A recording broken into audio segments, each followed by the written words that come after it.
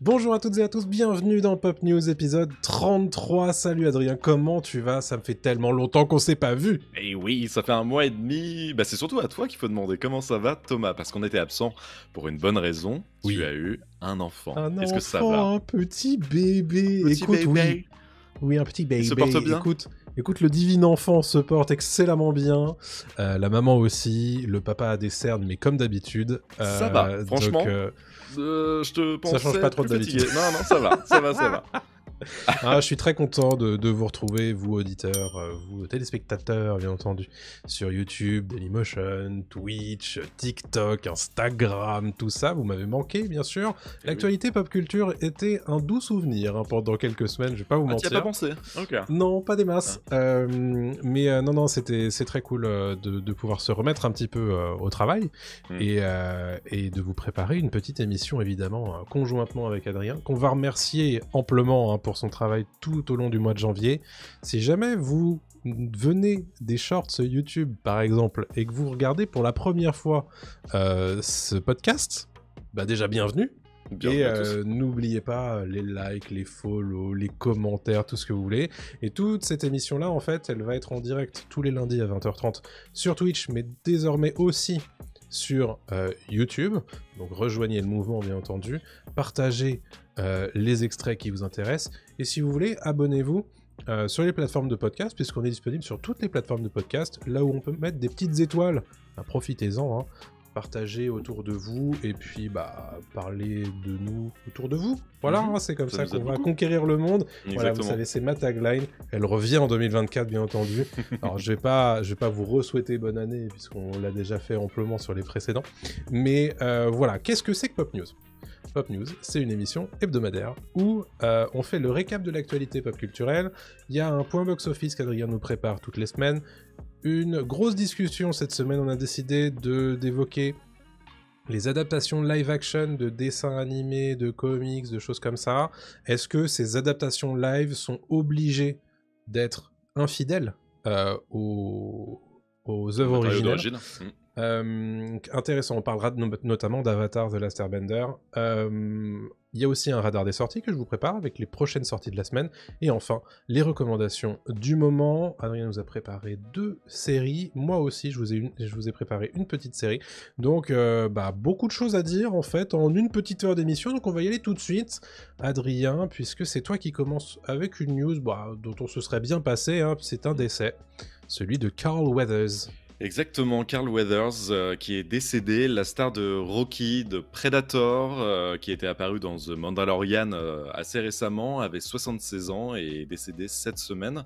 Il y a un communiqué de sa famille qui a été publié, je vais le lire rapidement. Nous sommes profondément attristés d'annoncer le décès de Carl Weathers. Il est décédé paisiblement dans son sommeil le jeudi 1er février 2024. Carl était un être exceptionnel qui a vécu une vie extraordinaire grâce à ses contributions au cinéma, à la télévision, aux arts et au sport. Il a laissé une empreinte indélébile et est reconnu dans le monde entier et à travers les générations. Il était un frère bien-aimé, un père, un grand-père, un partenaire et un ami.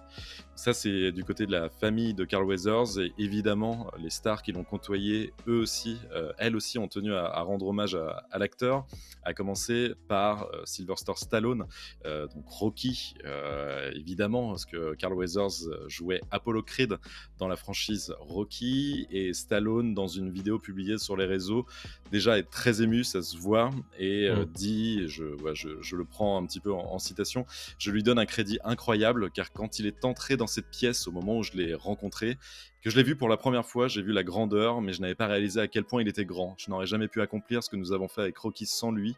Apollo continue de frapper. Et pour terminer, un petit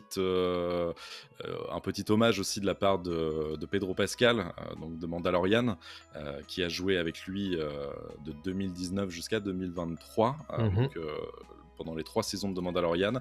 Pedro Pascal qui a simplement posté une image de Carl Weathers sur Instagram avec la légende « Je n'ai pas les mots ». Voilà. Ouais. Donc c'est un acteur qui a touché énormément à Hollywood, qui était très aimé du public et qui va nous manquer parce qu'on s'y attendait pas du tout. 76 ans, c'est quand même assez jeune, relativement jeune, et il était encore en pleine forme dans The Mandalorian, donc c'était un petit choc et une vraie surprise. Ouais, et puis ça avait l'air d'être un bon gars. Enfin, genre, tu le voyais en interview, il était toujours souriant et tout. Bon, ouais. Ça fait toujours un petit choc quand on perd un acteur comme celui-ci. Carrément. Bon, 2 salles, 2 ambiances, sans transition bien sûr, hein, on va pas s'apesantir non plus sur un décès toute la soirée, mais on va vous parler de l'adaptation live action de How to Train Your Dragon, ou Dragon en français, qui est prévu, oui, pour 2025, je crois que c'est pour juillet de 2025. On a un petit son de cloche de la part de Nico Parker qui jouera Astrid dans cette version live action. Nico Parker, qui est-ce? C'est Sarah dans The Last of Us, qu'on voit dans le premier épisode de la série de HBO, qui avait un petit peu marqué son monde en fait, sur ce premier épisode bien entendu, et qui a réussi à, on va dire, concrétiser, à transformer l'essai, puisque elle va être une des têtes d'affiche en fait de ce remake de Dragon, qui est réalisé par Dean DeBlois, qui réalisait aussi la trilogie Dragon en animation, et elle nous promet monts et merveilles bien entendu sur ce remake. Elle nous dit que ça va être super, mais surtout que ça va être aussi son propre film. Dans le sens où elle nous promet que l'objectif c'est pas forcément de faire une redite de Dragon en animation vers le live action, et ça ouvre un petit peu au sujet de cette semaine, dont on parlera plus en avant tout à l'heure. Je vais aussi vous rappeler une information qu'on a eue tout début janvier, c'est que Gerard Butler, qui jouait Stoic dans Dragon en animation, reprend son rôle en live action. Ça c'est plutôt cool, et ça permet aussi d'avoir une star dans ce remake, ce qui est évidemment tout bénef pour le film. Bien sûr, pour porter le film c'est encore mieux, et puis le fait que ce soit le réalisateur de la trilogie d'animation qui s'occupe aussi du live action, c'est cool. Voilà, on est quand même sur un truc qui rassure, donc je suis curieux de voir ce que ça va donner. On en parlera plus en détail tout à l'heure pendant la partie gros sujet justement de ces adaptations de live action, ce que ça peut donner. Mais voilà, c'est évidemment elle fait de la promo, on ne va pas dire que le film est mauvais alors que bien entendu qu'elle est en promo. Non, mais je suis vraiment très curieux de voir ce remake. Pareil. À voir.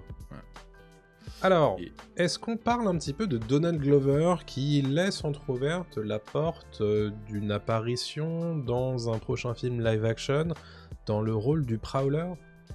C'est ça en fait, c'est un peu le thème live action là, qui va revenir tout au long de l'émission, parce que c'est quelque chose qui se murmure depuis plusieurs années maintenant.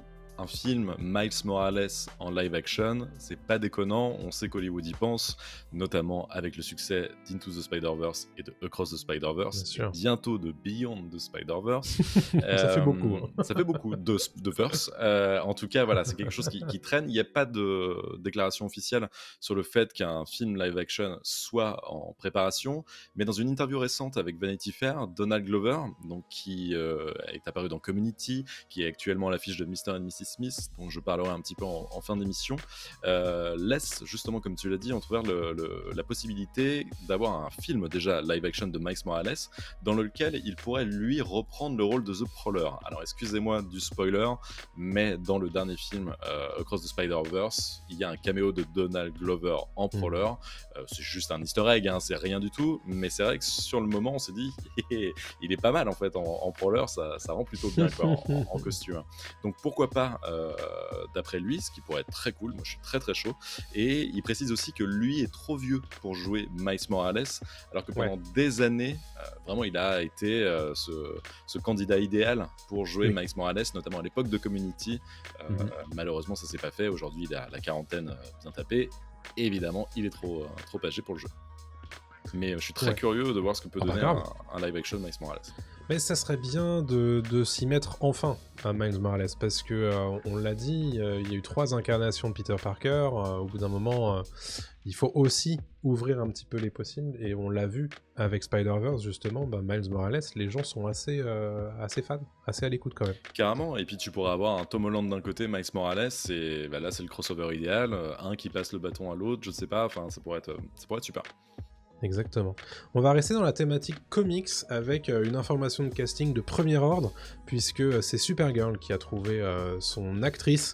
On le rappelle, le DC Cinematic Universe va être complètement rebooter dès 2025 avec Superman de James Gunn, ce qui est toujours prévu pour juillet 2025. Et dans la foulée, on aura une Supergirl sous-titrée Woman of Tomorrow qui sera jouée par Millie Alcock. Millie Alcock qui est la jeune Rhaenyra Targaryen dans House of the Dragon sur les 5 premiers épisodes, qui avait était plutôt acclamé au moment de son passage dans la série, et à tel point que les gens voulaient la revoir dans la saison 2. Je pense pas que ce soit prévu, en tout cas c'est bien caché si c'est le cas, mais voilà, elle a réussi à concrétiser l'essai, elle aussi. Je crois qu'elle est née en Australie, et elle a été découverte par James Gunn dans House of Dragon, et elle a passé un certain nombre d'essais pour jouer Supergirl, et elle a obtenu le rôle. Alors, ce qui est très rigolo, c'est qu'à l'heure actuelle, on ne sait ni qui est le réalisateur, ni quand le film sortira. Ce qui tente à nous laisser penser qu'en réalité, Supergirl va apparaître dans le Superman de James Gunn en 2025, parce que sinon, ils n'auraient pas forcément poussé aussi vite pour caster Supergirl. Mais c'est un reproche que fait Matthew Vaughn, par contre, le réalisateur de Argylle, de Kingsman, etc. Il a fait très récemment ce reproche en disant à James Gunn, de façon détournée, en disant en fait c'est bizarre de caster déjà Supergirl dans un film qui n'existe pas, qui n'a pas de réalisateur, et donc pas de vision en fait techniquement. Exactement. Et je le rejoins là-dessus, c'est vrai qu'en fait c'est bizarre de caster un acteur ou une actrice alors qu'il n'y a rien sur le papier, il n'y a rien d'écrit, il n'y a rien de fait, il n'y a rien de pensé.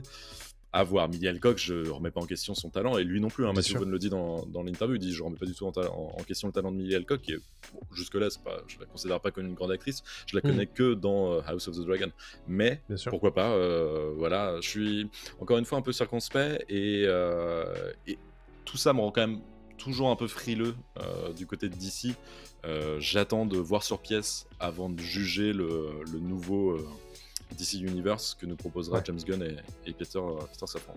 Ouais, on va quand même préciser que c'est un des grands marqueurs habituels du MCU, d'annoncer des projets sans avoir de réalisateur, sans avoir d'acteur, sans avoir quoi que ce soit, et que pour le coup le DCU de James Gunn semble ne pas spécialement casser le moule à ce sujet. Mais à la limite, Marvel fait plutôt l'inverse pour moi, c'est qu'ils ont des projets de films, ils n'ont pas forcément le casting. Là, on a le casting, mais on n'a pas forcément le film, tu vois ce que je veux dire? De ce que je comprends. Je suis d'accord. Et un peu bizarre, mais pourquoi pas, quoi. À voir. Bon, écoutez, on verra bien entendu sur pièce, mais c'est vrai que la manœuvre est assez étonnante. Mais en tout cas, bon, qu'ils avancent sur le casting, c'est déjà ça, j'ai envie de dire. Oui, carrément. Passons à la suite avec The Last of Us, justement, que j'ai name drop tout à l'heure, mais on a peut-être une petite information sur un 3e jeu vidéo qui se dessinerait chez Naughty Dog. Exactement. Alors très récemment est sorti le documentaire Grounded 2 sur YouTube, qui est en fait le making of de la création, de la fabrication de The Last of Us 2, un incroyable jeu sorti sur PS4 il y a maintenant 4 ans, il est sorti en 2020. Déjà, ouais, qui a eu droit à un remaster là il y a un mois, je crois qu'au mois de janvier, un remaster sur PS5. C'est sorti début janvier, ouais. C'est ça, et dans ce documentaire que je vous conseille, qui est dispo gratuitement sur YouTube, qui est super, le créateur de la franchise, donc Neil Druckmann, semble confirmer à demi-mot que The Last of Us Part 3 est en préparation. Il dit dans ce documentaire, il semble bien qu'il y ait probablement un dernier chapitre à cette histoire. Donc voilà, on n'en a pas plus, hein. Encore une fois, c'est juste une déclat dans le making-of, mais bon, il ne l'aurait pas laissé comme ça traîner dans ce documentaire. D'ailleurs, documentaire qui revient sur tout l'aspect marketing de The Last of Us 2 qui est passionnant, où on passe de leak à création de bande-annonce à l'arrache, à mise en avant de personnages, tout ça, c'est extrêmement intéressant, et Neil Druckmann le dit dans le documentaire, je pense que le marketing est aussi important parfois que la création d'un jeu. Donc, une phrase comme « je pense qu'un 3e chapitre est envisageable », pour moi, ça veut dire un 3e chapitre est quasiment acté, quoi, voilà. Et surtout qu'il a le vent en poupe avec la série The Last of Us sur HBO. Il n'y a pas de raison, voilà, que ça ne se fasse pas dans la suite. On va préciser au sujet de The Last of Us que souvent dans le podcast, on vous a parlé d'un projet de jeu multijoueur The Last of Us. Ce projet a été annulé récemment du côté de Naughty Dog, parce que c'était trop compliqué et ça prendrait trop de ressources pour le développeur. Peut-être qu'une partie de ce qui a été créé pour The Last of Us multijoueur va être réutilisé pour cette fameuse partie 3. Ça, c'est pas du tout impossible. Il y a de grandes chances, surtout que, encore une fois, dans le documentaire, il parle de Uncharted 4 qui était sorti 2 ans. Non, enfin, il devait sortir 2 ans avant, en fait, qui est sorti 4 ans avant, techniquement, The Last of Us 2. Et ils ont réutilisé énormément de contenu de Uncharted 4 et surtout des membres d'équipe pour bosser sur le même jeu. Donc, en fait, c'est ce qui se passera, j'imagine, sur The Last of Us 3, s'il existe encore une fois. Exactement. The Last of Us, la série qui est diffusée sur HBO, mais là on va parler d'un nouveau mastodonte, enfin d'un mastodonte du streaming, c'est bien entendu Netflix, que HBO Max essaie de concurrencer, et qui a fait un petit peu son petit barouf habituel de début d'année pour nous présenter ces grosses séries, ces grosses productions de 2024, dont la saison 2 de Squid Game. Squid Game, on n'a pas de date, hein, bien entendu, on s'imagine quand même que ça sera un des gros événements de la fin de l'année. Ah, c'est sûr que c'est en 2024. Oui, bah justement, c'est voilà. On n'avait pas encore la confirmation, même si ça avait été annoncé pour 2024, là on l'a. Dans ce petit trailer, puisque la nouvelle saison de Squid Game apparaît dans les images de ce fameux petit trailer avec toutes les grosses productions 2024 de Netflix, et ponctue la fin en fait de ce trailer en mode c'est le clou du spectacle, le one more thing comme on dit, et donc on y voit le fameux coup de fil que reçoit, je crois que c'est Gi-Hun, le personnage, et donc qui visiblement n'en a pas fini avec les organisateurs de Squid Game, et donc il leur promet de les traquer, quoi qu'il en coûte, pour reprendre une phrase bien connue. Donc écoutez, pourquoi pas, hein. Moi Squid Game, je suis très honnêtement, je suis très dubitatif, parce que moi je me demande si on n'aurait pas dû s'arrêter là. Oui. Mais je pense que si le succès avait pas été au rendez-vous, il serait arrêté là. Enfin, le succès relatif, entre guillemets, si ça avait été un succès tranquille, ils n'auraient pas forcément mis une saison 2 en route. Là, il faut capitaliser, hein, évidemment, et je l'aurais fait à leur place, hein, mais bon, une vision artistique et une vision commerciale, c'est toujours très différent. Et quand tu vois qu'ils sont sortis une télé-réalité autour de Squid Game, tu te doutes bien qu'une saison 2 était forcément en préparation. Il y a de grandes chances qu'ils salopent tout, hein, avec la saison 2, hein, mais bon, on verra bien, quoi. Je ça me fait un peu penser à l'effet Prison Break saison 2. Qu'est-ce qu'on fait après la saison 1 de Prison Break? Et on essaie de tenter autre chose, et ça fonctionnait, hein, sur la saison 2. Est-ce que ça va fonctionner sur la saison 2 de Squid Game? Bon, bah, je laisserai évidemment notre public nous répondre. Moi, je suis évidemment dans l'expectative, j'ai envie de voir, et je regarderai, bien entendu, mais j'ai un peu peur. Je me demande si c'est pas une saison de trop. On verra, et on se posera la question, évidemment, au moment de sa sortie, vraisemblablement en fin d'année, je l'imagine. Carrément. Est-ce que c'est le film de trop? 20 years later, 28 années plus tard, après 28 days later et 28 weeks later, donc de Danny Boyle, Alex Garland, de retour sur 28 années plus tard. C'est un projet qui fait parler de lui. Et oui, parce que 28 semaines plus tard était sorti en 2007, donc ça fait quand même un bout de temps qu'on attendait une possible suite. Bah ouais, ça date de ouf. Donc là, 28 ans plus tard, puisque Sony en fait a remporté une guerre d'enchères pour les droits du film 28 ans plus tard, donc il sera un nouveau thriller d'horreur basé sur le classique de Danny Boyle, comme tu l'as dit, et de Alex Garland, 28 jours plus tard, sorti en 2002. Et ce 28 ans plus tard réunira donc le réalisateur d'origine et le scénariste, ce qui est déjà très rassurant. Boyle, c'est acté, réalisera le film, et ce film en fait est envisagé apparemment comme une nouvelle trilogie. Ce sera le premier volet d'une nouvelle trilogie, avec Alex Garland chargé d'écrire chaque épisode. Donc ça aussi c'est plutôt cool, ça veut dire que les mecs ont des idées pour quelque chose au long cours. Le budget apparemment se situera autour des 75 millions de dollars pour ce 28 ans plus tard. Et quelque chose qui devrait vachement intéresser le public, c'est que la star du film d'origine, Cillian Murphy, qui depuis a décollé comme jamais avec Peaky Blinders et évidemment Oppenheimer, est impliqué en tant que producteur exécutif et pourrait également reprendre son rôle de survivant de l'apocalypse, Jim, même si tout ça n'a pas été voilà, évoqué, mais lui a été interrogé en interview, parce qu'en ce moment, il est dans la course aux Oscars et tout le monde lui pose plein de questions à tout va, et celle de 28 ans plus tard est arrivée sur le tapis. Il a dit qu'il serait très content en fait, de jouer dans un film comme ça. Il a rien dit, hein, il a pas dit que c'était fait, mais il dit que ce serait pas mal. Donc on a le trio gagnant avec Boyle, Garland et Murphy qui sont de retour. Moi, c'est un diptyque que j'aime énormément, 28 jours. Je préfère 28 jours à 28 semaines, mais 28 semaines avait des super idées de mise en scène, notamment l'intro qui est juste ma boule. Donc moi, je suis au premier rang le premier jour pour mater ça, quoi, c'est sûr et certain. Ouais, pareil. Je suis très curieux de voir ce qu'ils vont y faire. Est-ce que une trilogie, ça permettrait pas aussi de développer encore un petit peu plus ce truc? Est-ce qu'on n'en fait pas un peu trop aussi, une trilogie? Je ne sais pas. Peut-être qu'ils ont beaucoup de choses à dire. Et ça ne m'étonnerait pas de la part de Garland et de Boyle. Ouais. Très franchement, moi, ça me hype beaucoup. Et je vois que dans le chat, Lactic aussi est très hypé. Donc très cool, on suivra ça évidemment hein, comme toujours, et ce n'est pas la première fois qu'on vous parle de 28 ans plus tard, donc on continuera bien entendu. On va parler de Deadpool 3 dont Matthew Vaughn, réalisateur d'Argylle récemment, a fait évidemment la tournée des popotes et s'est exprimé à ce sujet dans un podcast qui s'appelle Bro Bibles Post-Credit Podcast, puisqu'il y a un podcast qui se crée tous les jours, j'ai l'impression, aux États-Unis pour parler de cinéma, et eux visiblement ils ont le droit d'avoir des interviews. Bon, Matthew Vaughn qui s'est exprimé au sujet de Deadpool 3 en disant que ça va être un film incroyable, que ça va être un film qui a le potentiel de ramener le MCU à la vie. Donc voilà ce qu'il dit vraiment. Ce qui est dur hein, quand il pense, hein. C'est qu'il pense comme nous. Hein. Ouais. Il dit que ça peut être un soubresaut pour le Marvel Cinematic Universe. Et selon lui, parce qu'il a vu un certain nombre de petites images et de petits extraits de Deadpool, que lui il appelle Deadpool versus Wolverine ou Wolverine versus Deadpool. Et il pense que Ryan Reynolds et Hugh Jackman vont réussir, s'apprêtent à sauver l'intégralité du Marvel Cinematic Universe. Donc rien que ça, moi ça me rappelle beaucoup, je ne sais pas si tu te rappelles l'an dernier, avec beaucoup de citations qui nous portaient au nu un certain The Flash.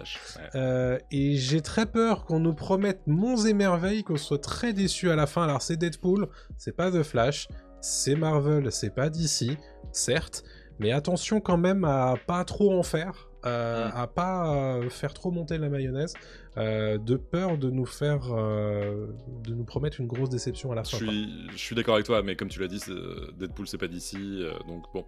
The Flash était un film malade. Et était quasiment depuis mort longtemps. Depuis longtemps, il y a eu des itérations sur itérations, c'était un film un peu mort à l'arrivée, quoi, donc c'était un peu compliqué. Non, Deadpool, j'ai envie d'y croire, surtout que c'est le seul film Marvel de l'année. Tu sens qu'ils vont tout tabasser là-dessus, quoi, niveau marketing, ils vont tout donner. C'est un film, on en parle aussi depuis longtemps hein, dans Pop News, c'est un film qui peut tout changer, c'est un peu ce que dit Matthew Vaughn, hein, c'est un peu ce qu'on espère aussi nous depuis très longtemps, que ça ouvre plein de possibilités et qu'ils utilisent peut-être le multivers et les crossovers de façon intelligente et pas juste comme gimmick, comme on a pu le voir dans Spider-Man No Way Home ou même Doctor Strange 2, etc. quoi. Moi j'ai envie d'y croire, Matthew Vaughn et Matthew Vaughn, hein, mais c'est pas non plus parole d'évangile, mais pourquoi pas, quoi. On verra.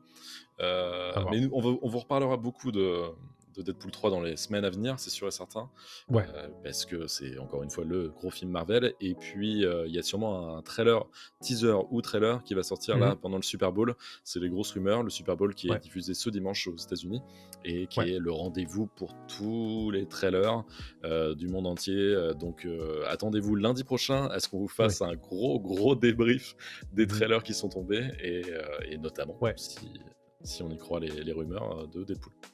Soyez à l'écoute sur nos chaînes YouTube et Dailymotion, puisqu'il n'est pas impossible qu'il y ait des vidéos spécifiques sur certains sujets et qui soient exclusives à nos chaînes de vidéos, on va dire, horizontales. Donc n'hésitez pas à aller checker ça, et si vous n'êtes pas encore abonné à ces deux chaînes, allez-y, c'est gratuit. Il faut que tu nous parles de Brad Pitt et de Quentin Tarantino qui devraient a priori se retrouver pour un nouveau film. Un Exactement. dernier film, presque. Bah, ce serait le dernier film de Quentin Tarantino. C'est une information exclusive du magazine américain Deadline qui annonce que Brad Pitt retrouvera Quentin Tarantino pour la 3e fois dans le dernier film de réalisateur qui s'intitule The Movie Critic. En tout cas, pour l'instant, c'est le titre du film de Quentin Tarantino, qui serait donc le dernier de sa carrière. Quentin Tarantino a très longtemps évoqué ça en disant que il voulait pas faire plus de films. Alors, c'est son 10e, hein, si je me souviens bien. Il veut s'arrêter voilà, après The Movie Critic et Brad Pitt le rejoint, donc c'est sûr et certain, hein, c'est une information qui a été validée. Et pour l'instant, on sait très peu sur le film. Tarantino en fait est très discret sur le scénario du film, mais il s'est un petit peu ouvert lors du dernier festival de Cannes en mai 2023. Et à l'époque, en fait, il a déclaré que le film se déroulerait en Californie en 1977 et qu'il était basé sur un homme qui a réellement existé, mais qui n'était jamais vraiment célèbre et qui écrivait des critiques de films pour un magazine pornographique. Voilà, on n'en sait pas beaucoup plus, on imagine que voilà, tellement Tarantino. ultra Tarantino, et il y a un côté, je pense, d'un wannabe critique de film qui envoie des critiques dans Playboy, par exemple, chose qui était quand même respectée aussi à l'époque, je crois, hein, dans mes souvenirs, dans ces années-là, c'était des choses qui étaient lues quand même, donc voilà, très intéressant, encore une fois, de la part de Tarantino de proposer quelque chose comme ça, et de revenir à la Californie des années 70, chose qu'il a l'air d'apprécier plus que tout, surtout quand on voit Once Upon a Time in Hollywood. Très cool. Bon, on sait pas quand est-ce que ça sort, hein, ce nouveau film, mais a priori, Brad Pitt sera de la partie. Ça fait toujours plaisir. Ouais, c'est clair. On termine nos brèves de la semaine avec une petite interview, une grande interview de Denis Villeneuve qui s'est exprimé dans le magazine Time, qui est un énorme magazine aux États-Unis, où il a évoqué le futur de la saga Dune. Alors la saga Dune, justement, on vous prépare un contenu spécifique justement sur YouTube et sur Dailymotion à son sujet. Je vous en parle pas tout de suite, mais c'est prévu pour la sortie du deuxième film. Et il se trouve que Denis Villeneuve, lui, il a envie de faire un 3e film, donc si la partie 2 a du succès, va très certainement avoir le droit à une partie 3. C'est en tout cas le souhait de Denis Villeneuve, qui nous explique cependant qu'il n'a pas du tout vocation à exploiter l'intégralité de la saga Dune, qui évidemment est beaucoup plus que 3 bouquins. Lui, ce qui l'intéresse par contre, c'est le parcours de Paul Atreides. Donc il s'arrêtera avec l'adaptation du Messie de Dune, et c'est tout. Voilà ce qu'il veut faire. Donc 3 films pour lui, le parcours de Paul, et puis après il s'arrête. Et évidemment, si Warner veut continuer, ils sauront bien entendu continuer, mais pour lui ça sera la fin. En revanche, il ne précise pas si c'est son prochain projet d'une partie 3. Il en parle d'ailleurs un petit peu, justement. Je sais pas si toi tu l'as lu, mais en gros il dit qu'il va peut-être faire une pause pour préserver sa santé mentale, entre deux. Il a raison, je pense, mais nous préserver, en tout cas moi, c'est sympa de me préserver. Un 3e film Dune aussi, rapidement. J'ai très hâte qu'on vous parle de Dune partie 2 et d'avoir le son de cloche d'Adrien, parce que ça fait quand même, depuis quand ce podcast existe, presque 1 an et demi, quasi 1 an et demi, qu'on parle de, pas la détestation, mais le fait que tu t'en fiches un petit peu de Dune partie 1. J'ai très hâte de voir si cette partie 2 va réussir à te sortir de ce marasme, ou si au final ça va renfoncer le clou. J'ai trop hâte, et surtout d'avoir les avis d'Arnaud dans le chat quand on parlera d'une partie 2 en direct. Il y a que les cons qui changent pas d'avis, on verra, hein, ça se trouve, ce sera super. Mais pour l'instant, même la bande-annonce me hype pas plus que ça, quoi. Je comprends, voilà. Je comprends. Désolé les fanboys. Tout ça, voilà. Bon, le Messie de Dune, on peut éventuellement en rêver, mais pour ça, il faudra que Dune partie 2 fasse son beurre, bien entendu. En parlant de beurre, justement, c'est l'heure de ton point box-office, Adrien.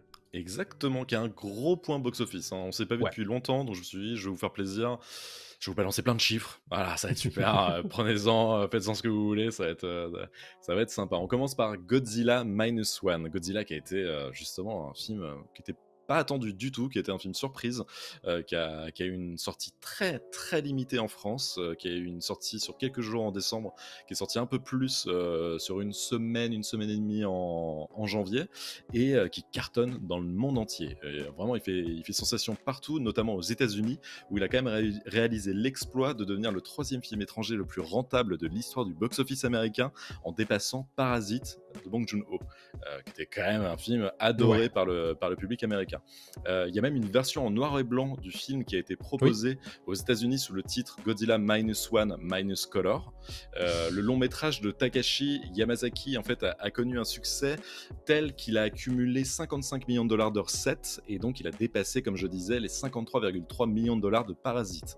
Donc c'est un énorme succès, parce qu'il n'y a pas eu non plus un marketing aussi fort que celui du film de Bong Joon-ho. C'est du bouche à oreille de fou. Énorme bouche à oreille. Pour l'avoir vu, toi je crois que tu l'as pas vu. Hein. Non, malheureusement. Pour l'avoir vu, en fait, c'est un film qui est assez maboule au niveau des effets spéciaux. Pour le prix qu'il a coûté, vraiment, il a coûté une bouchée de pain. Donc c'est assez dingue ce qu'ils ont fait. Par contre, au niveau de l'acting, au niveau de l'histoire, ça aurait pu être un peu plus resserré. Je trouve que l'acting du personnage principal est vraiment mauvais. Ça n'a rien à voir avec, tu vois, le côté japonais où on en fait des caisses. C'est vraiment que l'acteur principal joue mal. Mais par contre, toutes les scènes avec Godzilla sont folles. Il y a une scène dans Tokyo qui est incroyable. Bref, en France, comme je disais, en fait, il y a une programmation très limitée en décembre et en janvier. Mais dans le monde entier, le film a quand même rapporté plus de 100 millions de dollars. C'est assez monstrueux, parce que le film a coûté 35 millions de dollars en prod, donc c'est rien du tout, quoi. C'est vraiment rien du tout. Je poursuis avec le box-office de Tout sauf toi, la comédie romantique avec Sydney Sweeney, qui pareil a eu le droit à un énorme bouche à oreille. Le film en fait cartonne de plus en plus, parce que les gens sortent des salles et semblent vraiment apprécier cette comédie romantique. En fait, c'est aussi grâce à TikTok, hein. On le sait aujourd'hui, le bouche à oreille du ciné fonctionne très bien sur les réseaux sociaux, et notamment TikTok. Il réalise en France un peu plus de 100 000 entrées après sa 2e semaine d'exploitation, sur une augmentation de 32% par rapport à la première semaine. Donc là, il est à 200 000. Il est à plus de 200 000 entrées en France, ce qui est quand même pas mal du tout. Dans le monde entier, il maintient son succès en fait en dépassant la barre des 150 millions de dollars de recettes, avec un total de 151 millions de dollars. Et pour rappel, le film en fait a un budget de 25 millions de dollars. C'est rien du tout. Il est largement rentabilisé. Pareil, un succès pas surprise, mais un succès qu'on n'attendait pas forcément, même si il y a Glenn Powell de Top Gun Maverick qui est dedans, et Sydney Sweeney, c'est elle, je pense, hein, qui porte le truc aussi énormément. Donc c'est littéralement Barbie et Ken qui sont dans un film de comédie romantique. Je crois qu'on aurait pu faire moins sexy, c'est sûr. Oui, voilà, ça respire le sexy, voilà, ça transpire de l'écran. Je continue avec un sujet, mais alors totalement opposé, pas sexy du tout, la zone d'intérêt de Jonathan Glazer, donc lauréat du film du Grand Prix du Festival de Cannes en mai dernier, qui réalise un excellent démarrage en France avec 180 000 entrées sur seulement 266 copies. C'est énormissime, c'est presque 200 000 entrées sur très peu de copies. Et avec les avant-premières, on atteint un cumul de 198 000 entrées, ce qui fait de lui le meilleur démarrage de l'année 2024, même si l'année vient de commencer évidemment. C'est quand même assez monstrueux. On vous conseille d'aller le voir, parce que le sujet est extrêmement important, et le parti pris aussi est super. Je poursuis avec Wonka, qui lui accumule 571 millions de dollars de recettes dans le monde au 4 février, donc lundi 4 février, avec un lancement aussi réussi en Corée du Sud qui lui a rapporté 5,7 millions de dollars, et donc grâce à ça, il est assuré de dépasser les 600 millions de dollars. Et les experts estiment qu'il pourrait terminer sa course à 615 millions de dollars. Ce qui est pas mal du tout pour le film de Timothée Chalamet. C'est ok. Même s'il est porté évidemment par une licence qui est très connue, Willy Wonka, Charlie et la chocolaterie, mais quand même. On continue avec Aquaman 2, donc le dernier film en fait du DCEU, le DC Extended Universe. C'est lui en fait qui conclut toute cette décès. Le décès EU, voilà, exactement, qui a décès, mais attention, il a quand même cumulé 423 millions de dollars de recettes mondiales. Donc la prévision de recettes finale est revue à la hausse, puisqu'on atteint aujourd'hui 445 millions de dollars de recettes en prévisionnel, et c'est quand même le premier film du DCEU qui dépasse les 400 millions de dollars depuis la sortie du premier Aquaman. Donc il y a de grandes chances qui avait fait 1 milliard. Qui avait fait 1 milliard, évidemment, bien sûr, mais on voit qu'Aquaman est porteur en fait, c'est marrant, c'est Ouais, pas un film qui fait partir les gens des salles, au contraire, ça les ouais. attire et le film devrait terminer sa carrière autour des 435 millions de dollars, donc plus de moitié moins Ouais. le Oui. milliard qu'a fait le premier Ouais, Aquaman. malgré tout, hein, Warner l'avait un peu laissé tomber. Et pourtant, ouais, c'est ça qui Et est au étonnant. final, il fait quand même c'est presque 500 millions. Hein.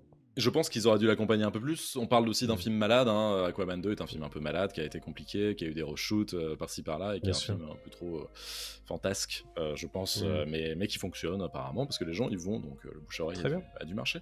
On parle d'un film qui ne fonctionne pas bien, voire pas bien du tout, c'est Argyle. Malheureusement, le film de Matthew Vaughn, qui réalise à peine 36 000 entrées le jour de sa sortie en France, dont 13 000 en avant-première sur 600 copies. Voilà, quand on compare ça à La Zone d'intérêt, qui avait eu le droit à un peu moins de 300 copies, là on se dit, ouais, c'est pas fou pour un film d'action espionnage par le réalisateur de Kingsman et de Kick-Ass. Donc normalement ça doit attirer les foules, c'est pas le cas. Et même à l'étranger, c'est pas fou non plus, parce que à l'international, le film ne fait que 18 millions de dollars après 3 jours d'exploitation. Donc c'est vraiment pas bon. Il y a de grandes chances que ce soit l'un des gros fours de ce début d'année pour Matthew Vaughn, alors qu'il y a un casting monstrueux avec Henry Cavill, Dua Lipa, Samuel L. Jackson, etc. Donc pour l'instant, la On course rappelle que démarre c'est une mal. production Apple TV. Exactement, Et c'est une que, production Apple. évidemment, ça Ah, sort aux États-Unis à la fois sur les écrans en salle, mais aussi en streaming sur Apple TV+. Tout à fait, et le truc c'est qu'Apple n'atteint pas ses objectifs en fait avec ce film-là, quoi.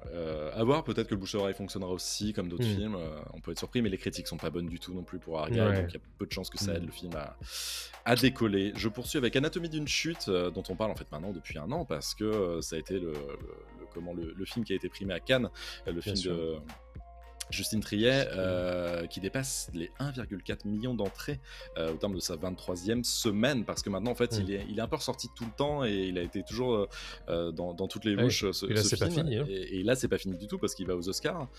Donc on est à un total de 1 415 857 000 entrées en France, donc il va forcément dépasser les 1,5 million d'entrées en France, et si en plus il parvient à décrocher des prix aux Oscars, bon là le film va ressortir en grande pompe avec beaucoup plus de copies, et donc ça va cartonner d'autant plus. On vous conseille évidemment d'aller voir Anatomie d'une chute, qui est un excellent film, qui n'est pas du tout film de Cannes ou film à Oscar, etc. C'est un super film, vraiment foncez le voir, Tu nous en qui est avais adoré parlé, par je les me Américains souviens, aussi. Rocco. J'en avais parlé en reco parce que j'avais trouvé ça super, j'avais trouvé le film excellent, j'ai même envie de le revoir maintenant.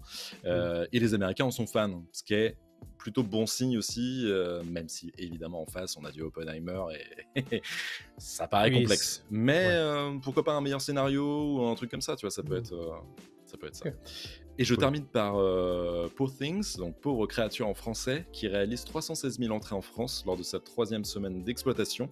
Le film de Yorgos Lanthimos, donc qui marche plutôt pas mal en France, et porté par Emma Stone et Mark Ruffalo, et qui à l'international culmine à 68 millions de dollars. Ce qui est pas mal, ce qui est sympa, mais c'est pas non plus une grosse perf, mais en même temps c'est un film indé de Yorgos Lanthimos, The Lobster, etc. Donc faut pas non plus, c'est pas un blockbuster. Mais ce sont des bons chiffres, et pareil je vous conseille, il y a à boire et à manger dans Pauvre créature, mais c'est vraiment une proposition de cinéaste. Ça fait très cliché et très pompeux de dire ça, mais c'est une vraie proposition, et ça fait du bien de voir des films comme ça, qui tentent des choses et qui nous sortent un petit peu de nos carcans habituels, voilà, pas forcément que de blockbuster, mais de films un peu sur des rails. Donc là au moins il y a des tentatives, le film a des longueurs parfois, mais au moins il tente quelque chose, et j'en étais ressorti avec un grand smile, j'avais trouvé ça très très bien. Voilà pour mon point box-office, qui était bien trop long peut-être, mais moi box-office extra large, et on va enchaîner tout de suite avec le gros sujet. Alors le gros sujet, on a décidé de le dédier aux films, aux adaptations de live action, qui sont adaptés soit d'un matériau déjà préexistant, dessin animé, ou bouquins, etc. Mais surtout dessins animés ou comics. Et la grande question, c'est est-ce que c'est trop compliqué de rester fidèle à l'original pour faire une adaptation live action. Donc évidemment, il y a plein d'exemples de très mauvais films live action adaptés de dessins animés. Bon, il y en a un qui s'affiche là tout de suite. C'est évidemment Dragon Ball Evolution. Mais voilà, l'idée c'est un peu ça, c'est de parler un petit peu de tout ça, de voir ce que vous en pensez et de ce qu'on en pense nous. Et ça nous permet de raccrocher un petit peu les wagons autour de Avatar, The Last Airbender, qui lui a des choses à prouver aussi, hein, puisque ça sort ça sort fin février, le 22, Fin février, pour être très exactement. précis. Et on a appris dans une interview chez IGN très récemment que Netflix avait demandé aux producteurs de faire en sorte que ça ressemble un petit peu à du Game of Thrones. Et là, tout de suite, quand on est fan d'Avatar, le dernier maître de l'air, on se dit quoi ? Et donc on leur a demandé de faire en sorte que ça soit très basé sur la réalité, que machin, et que ça puisse plaire aux gens qui sont très fans de Game of Thrones. Et alors quand on pense à une série qui est un cartoon, hein, Avatar, le dernier maître de l'air, c'est un show Nickelodeon à la base, qui a énormément de gags, de blagues, c'est un truc pour enfants à la base. On se dit, c'est un peu étonnant. Et est-ce qu'ils sont pas en train de faire la même erreur que Shyamalan avait fait à l'époque? C'est un peu ça qui nous étonne. Alors évidemment, on peut pas parler de la qualité actuelle de la série puisqu'on ne l'a pas vue, mais ça nous a un petit peu intimé ce questionnement autour de ça. On n'est pas les seuls, hein, parce que c'est vrai que sur internet, les gens aiment bien se déchaîner aussi là-dessus avant la sortie d'une grande œuvre et notamment une œuvre adaptée. Il y a ça dont tu as parlé, le fait que apparemment les producteurs veulent que ce soit un peu plus du Game of Thrones-like. Il y a aussi apparemment des changements au niveau des arcs de développement des personnages. Que certains personnages en fait iraient un peu plus tout droit au but dans leur quête et on se sépare un petit peu des trucs un peu à l'ancienne qui sont peut-être vus comme du sexisme aujourd'hui mais qui font partie de l'arc de développement d'un personnage aussi, etc. Alors moi j'ai pas de souci là-dessus, mais par contre faut aussi préciser que les créateurs d'origine se sont barrés en cours de développement et que ça sent pas bon non plus parce que si on change tout, on perd de l'œuvre d'origine. Encore une fois, on n'a pas vu la série et on jugera sur pièce. Mais tout ça nous permet de parler d'autres œuvres en fait, live action, d'autres œuvres qui ont été adaptées en live action. Tu parlais de Dragon Ball Evolution, évidemment, tu vois, c'est une œuvre totalement dénaturée qui n'a rien à voir avec le matériau d'origine du manga ou de l'animé même, tu vois, enfin ça n'a rien à voir et tu sens que c'est des gens qui n'ont pas compris ce qu'était Dragon Ball. Pareil pour Street Fighter, il y en a eu des Street Fighter, il y a eu Chun-Li aussi, il y a eu Street Fighter à l'époque avec Raoul Julia et Van Damme, etc. Mais on a aussi le droit à des belles adaptations live action. On a eu très récemment évidemment The Last of Us sur HBO, qui sont entourés du créateur d'origine, on en parlait tout à l'heure en news, donc Neil Druckmann. Donc ça c'est quelque chose qui peut rassurer. On a eu aussi Walking Dead, le début de Walking Dead. Alors je sais qu'il y a beaucoup de fans de Walking Dead, mais le début de Walking Dead était très bien aussi parce que c'était quand même une très très bonne adaptation. Donc en fait c'est toujours compliqué déjà de savoir si on veut une adaptation en live action d'un produit, donc que ce soit un dessin animé, que ce soit un manga, que ce soit un comics, parce que forcément, je crois que tu l'as plus ou moins dit tout à l'heure, il faut trahir. Quand tu adaptes, tu trahis. C'est la base en fait. T'as pas de choix. C'est forcément un autre médium. Donc tu vas changer, tu vas mettre peut-être des plans séquences qui n'existaient pas. Tu vas peut-être poser une caméra là où en fait dans le manga ou dans l'animé tu peux pas le faire en fait, ou etc. Donc il y a forcément des choses qui changent. Tu vas avoir des visages humains alors que c'était des traits peut-être grossiers dans l'animé, etc. Forcément tu vas trahir, mais au-delà de la trahison graphique qui est acceptable en fait à chaque fois, même si par exemple Pedro Pascal n'est pas le sosie de Joël dans The Last of Us, ou Bella Ramsey n'est pas le sosie d'Ellie, c'est pas grave en fait. À la limite, voilà, tu passes outre et il te faut 10 minutes, 15 minutes, 20 minutes, mais c'est pas bien grave. Non, c'est après moi au niveau de la il a fallu plus. et certains sont des gros cons. Mais au-delà de ça, c'est plus au niveau de la narration. Moi, tout ce qui me Bien drive sûr. tout le temps, ce qui m'intéresse, c'est la narration, les personnages, comment ils sont Ouais. construits, où on les amène, d'où ils partent et où on les amène. Et Avatar, je suis pas fan d'Avatar, le dernier maître de Mhm. l'air. J'ai regardé ça dans mon coin sans être un fan absolu. Mais je me dis que je me mets à la place des gens qui attendent ça. Mhm. Je compare ça aussi à One Piece qui est sorti il y a pas longtemps sur Ouais. Netflix, que j'attendais pas du tout. One Piece, mais j'ai été très agréablement Mhm. surpris, au point d'acheter quelques mangas, au point de commencer à me mettre à l'anime, Ouais. etc. Pourquoi? Parce que tu sens que derrière, ça a été chapeauté par le créateur. Et tu sens que Eiichiro Oda était derrière, et ça a été dit plusieurs fois en interview et dans plusieurs articles, qu'il a fait retourner des scènes qui ne lui convenaient pas dans le live action. Je parle beaucoup là et je vais m'arrêter là, mais il y a aussi la question de ok, c'est bien que ce soit chapeauté par un créateur ou une Ouais. créatrice, par l'auteur d'origine, mais est-ce qu'il faut qu'il ait la main mise aussi Mhm. sur cette adaptation? Est-ce qu'il ne faut pas justement des fois lâcher le truc en disant bon bah allez-y, mon œuvre m'appartient certes, Ouais. mais en même temps vous pouvez peut-être faire quelque chose de plus sympa, vous pouvez peut-être la mettre en scène différemment et me proposer des idées que j'avais pas forcément vues, Ouais. comme l'adaptation d'un livre. En fait, on est moins, C'est je vrai. trouve, chiant sur l'adaptation d'un bouquin Oui. que sur l'adaptation Complètement. d'un comics, d'un animé ou d'un manga. Un Stephen Oui. King, on va dire c'est mauvais ou c'est pas mauvais.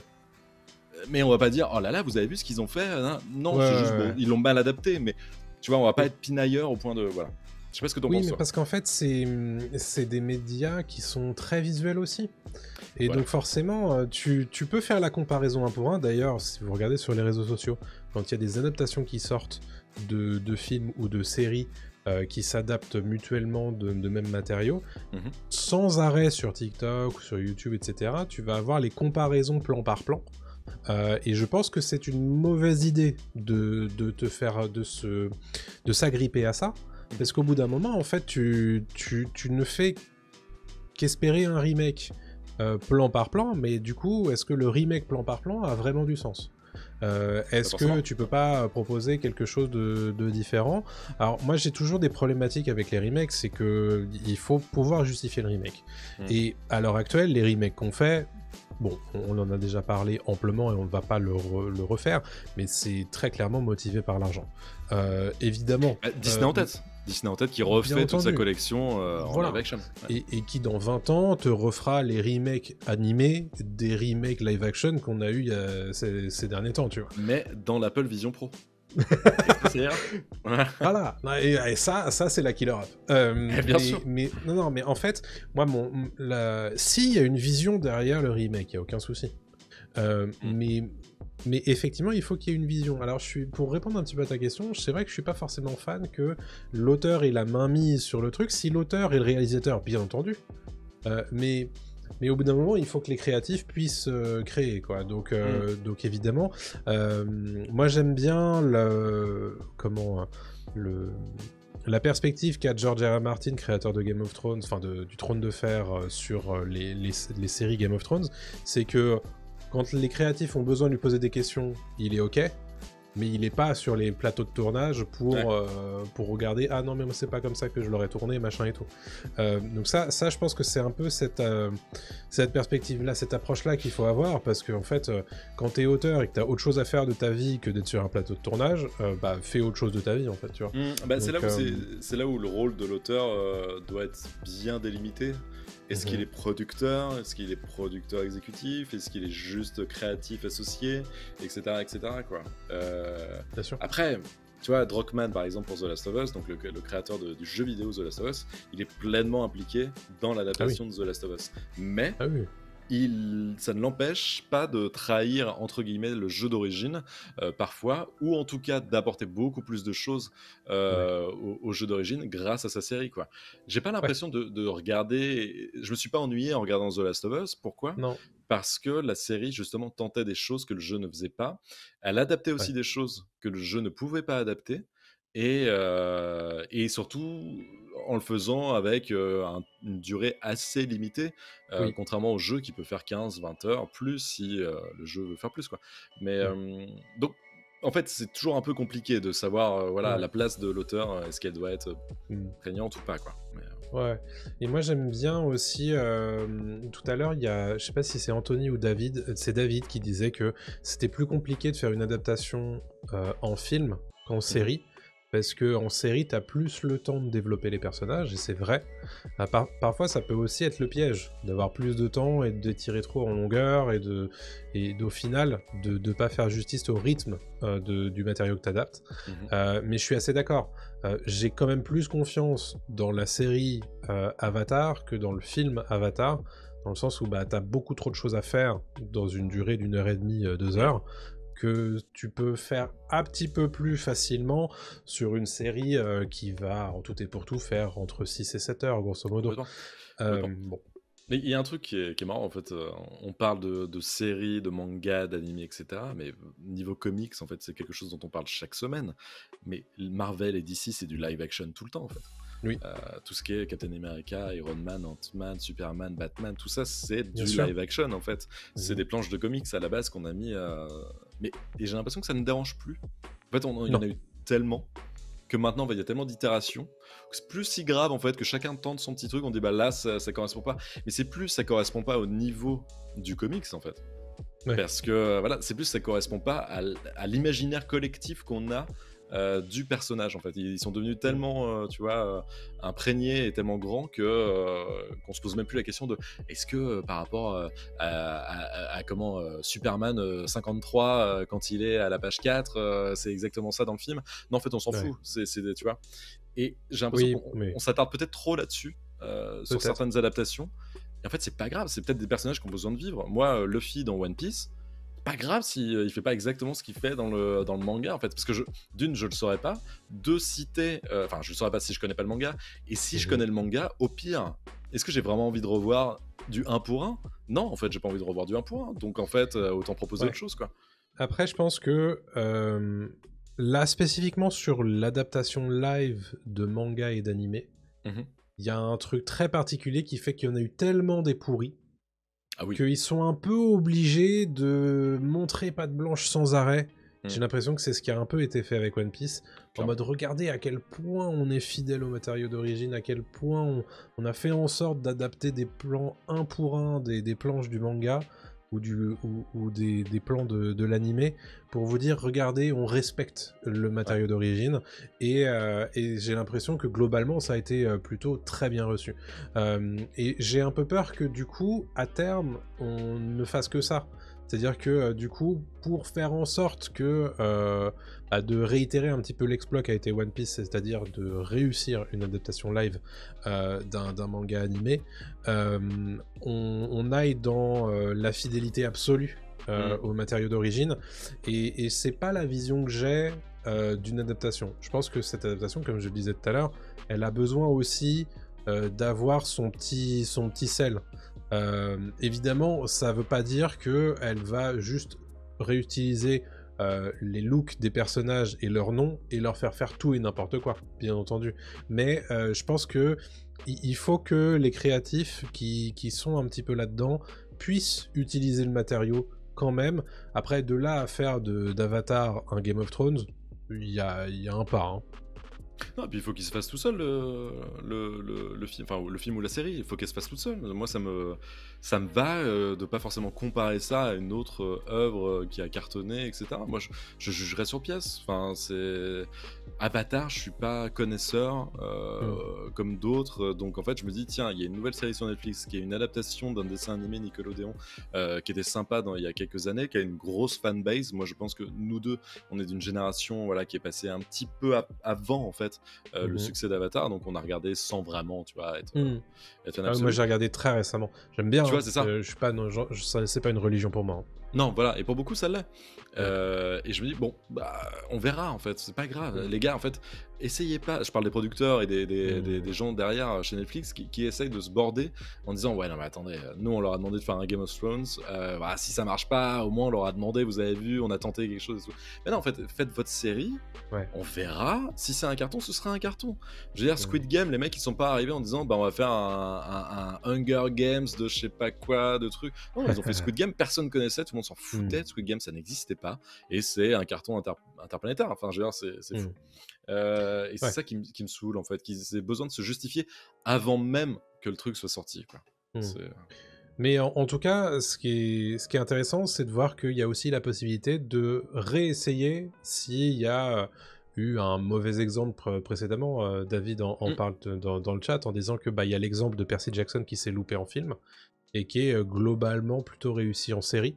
Donc, comme quoi, c'est pas parce qu'il y a eu un raté précédemment qu'on peut pas réessayer et mieux le faire plus tard. Donc voilà. On vous parlera bien entendu d'Avatar, le dernier maître de l'air, aux alentours du 22 février. Soyez à l'écoute, bien entendu. On va passer au radar des sorties, si tu le veux bien. C'est très rapide cette semaine, puisque cette semaine, il ne se passe pas grand-chose.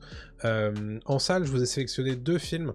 Le premier, alors c'est pas vraiment de la pop culture, mais je voulais quand même le noter, puisque c'est le nouveau Quentin Dupieux.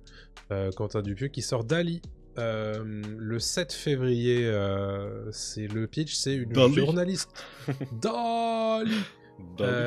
Une journaliste française rencontre Salvador Dali à plusieurs reprises pour un projet de documentaire.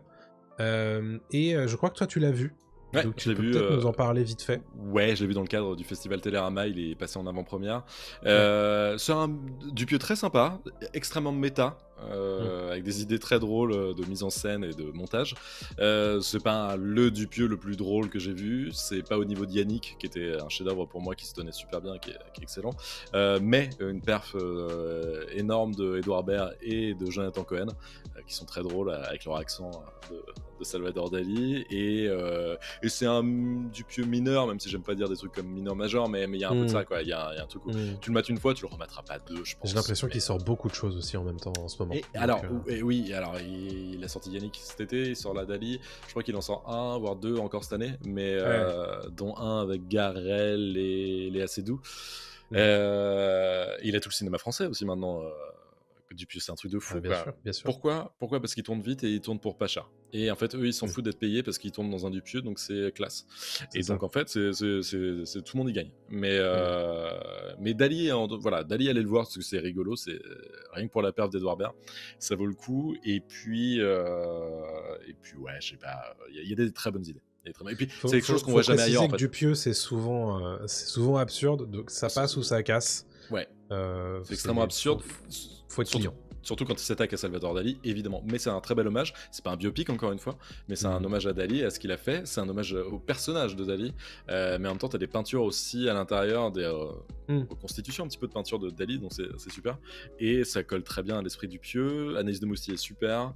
Il y a Romain Duris qui fait un rôle très drôle. Et oui, disons qu'en fait, c'est un film qui a le mérite d'être un ovni, encore une fois, j'aime pas dire ça, c'est cliché de ouf et tout le monde le dit sur lui, mais c'est vraiment quelque chose qu'on voit pas ailleurs, et il y a que lui qui a cette patte là en fait, il y a que lui qui a cette patte. Oui. Donc j'aime beaucoup Dupieux, celui-là est très sympa, mais c'est pas l'un des plus grands, quoi. Très bien, donc Dali, ça sort le 7 février, et une ressortie le 7 février également, c'est Dune, partie 1 justement, dont on parlait tout à l'heure. Non, et oui, 2 semaines avant la sortie de la partie 2, ressortie de Dune partie 1, la bataille d'Arrakis, Paul Atreides, etc., etc. Bon, bref, je vous refais pas le pitch, c'est de Denis Villeneuve. Et voilà, donc c'est pour les gens qui l'auraient raté, pour les gens qui voudraient le revoir avant la sortie du 2, ben voilà, ça sort le 7 février. En streaming, je vous ai sélectionné 2 petits trucs, j'ai creusé un peu quand même parce qu'il se passe pas grand chose cette semaine. Le 9 février sur Netflix, je vous propose A Killer Paradox.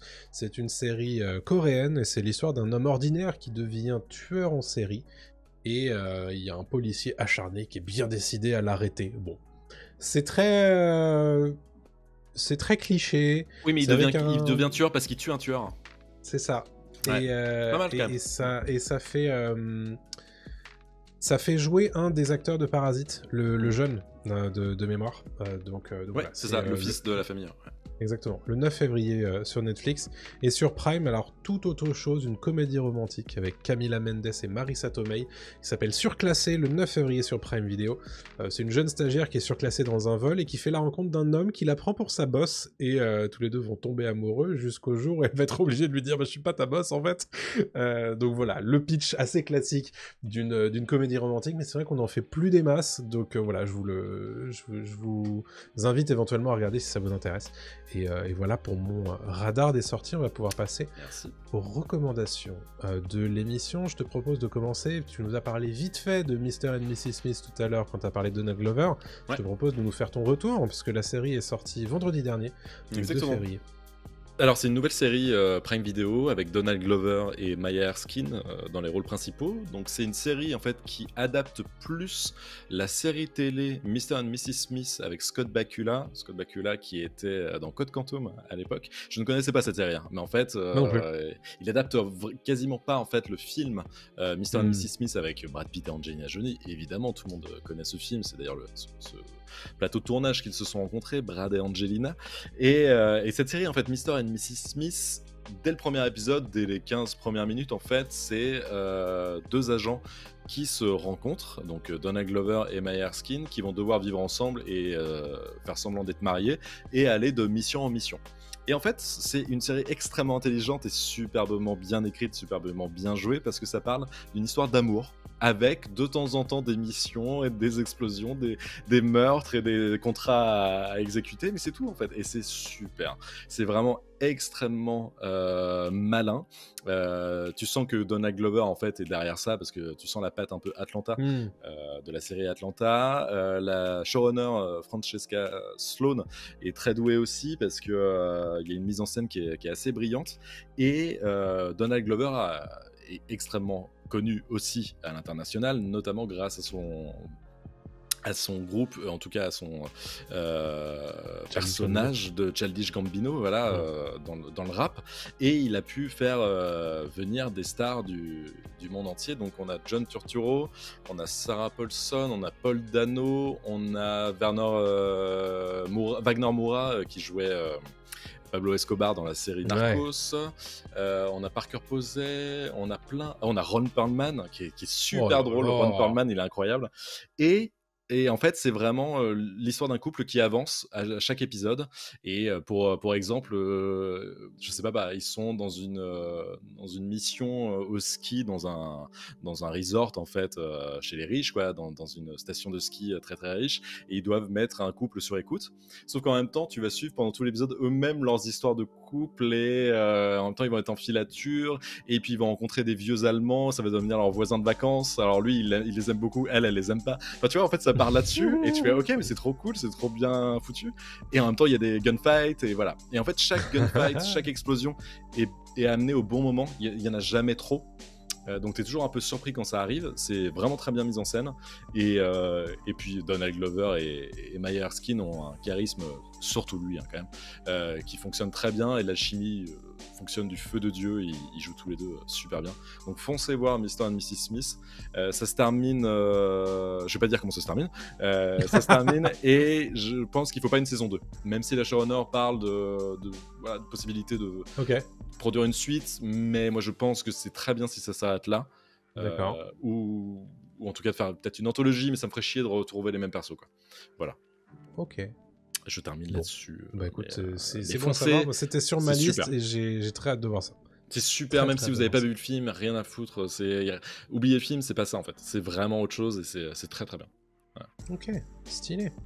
Bah écoute, moi je voulais vous recommander chaudement une série d'animation qui est sortie sur Netflix le 3 novembre dernier, qui s'appelle Blue Eye Samurai. Série d'animation qui, comme son nom l'indique, traite du parcours d'un ou une samouraï qui a les yeux bleus et qui est de sang mêlé, à la fois blanche et japonaise, et donc c'est durant la période Edo, donc à peu près le XVIIe siècle, où c'est très mal vu d'être de s'en mêler au Japon, et on la considère un petit peu comme un monstre. Et donc elle se fait passer en fait pour un samouraï, un homme, et elle parcourt le Japon pour aller se venger de 4 hommes qu'elle recherche, qui sont blancs. Et c'est hyper intéressant. Alors c'est très classique en termes de structure narrative, puisque bon, c'est vraiment la quête de vengeance, etc. Mais on va lui ajouter en fait un sidekick un peu empoté. On va ajouter en plus de ça une deuxième intrigue autour d'un homme et une femme qui sont promis l'un à l'autre et que la samouraï va un petit peu faire exploser leur couple, etc. Donc ça va donner aussi une deuxième intrigue assez intéressante. Et puis en termes d'animation, c'est vraiment très très chouette. Il y a des effets de caméra dans tous les sens, il y a des combats à tous les épisodes qui sont superbes. Vraiment, alors c'est animé par un studio français qui s'appelle Blue Spirit. Et qui est vraiment en pleine possession de son art quand tu vois cette première saison. D'ailleurs, une deuxième saison a été commandée en décembre dernier. Et honnêtement, moi je suis sur le cul. J'ai pas tout à fait terminé, il me reste 2 épisodes. Et très franchement, je vous le recommande chaudement. Alors, je vais quand même préciser que c'est une série d'animation pour adultes, et j'insiste là-dessus parce que y a évidemment beaucoup de violence, beaucoup de sang, il y a aussi du sexe. Donc voilà, il faut le savoir, c'est pas fait pour les enfants, bien entendu. En termes de casting vocal, on a Maya Erskine, justement, dont tu parlais à l'instant. La boucle est bouclée. Ouais, on a George Takei, on a Kenneth Branagh, on a Ming-Na Wen, on a Stephanie Su, enfin bref,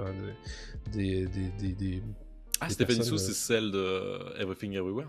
Exactement. Ouais. Super, c'est voilà, donc honnêtement, si vous êtes curieux, alors c'est des épisodes entre 45 minutes et 50 minutes, donc c'est pas rapide, mais honnêtement, ça se regarde très très bien.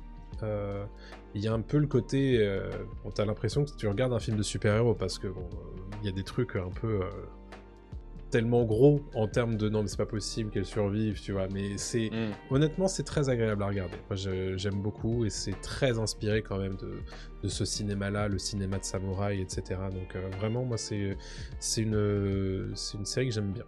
Donc j'ai hâte de voir ce qui va se passer avec la saison 2. Cool. Voilà pour ma recommandation. Et tu en as une autre de série à nous recommander ou pas? Oui, mais j'en parlerai plutôt la semaine prochaine, parce qu'on a déjà bien parlé là, et puis pas de il reste des épisodes. Je vais vous le dire, c'est Masters of the Air qui passe sur Apple TV+ en ce moment, mais j'en parlerai plus la semaine prochaine. Il y aura un nouvel épisode qui sera sorti, donc ce sera plus... Sans souci. On fait ça. Oh, il casse le conducteur, mais il a raison, puisque nous sommes en retard. Voilà. Merci pour ça. Voilà qui conclut notre épisode 33 de Pop News, le dernier épisode de mes 33 ans.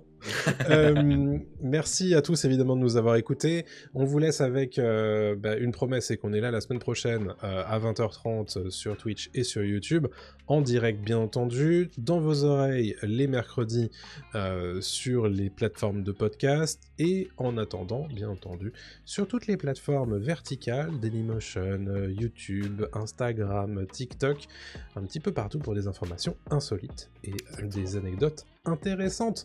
N'oubliez pas les petits likes, les petits commentaires, les petites étoiles, d'interagir à peu près partout où nous sommes, puisque nous sommes partout. C'est tentaculaire, Pop News. Merci à tous de nous avoir suivis, et puis à la semaine prochaine. D'ici là, portez-vous bien. Salut tout le monde. Salut à tous.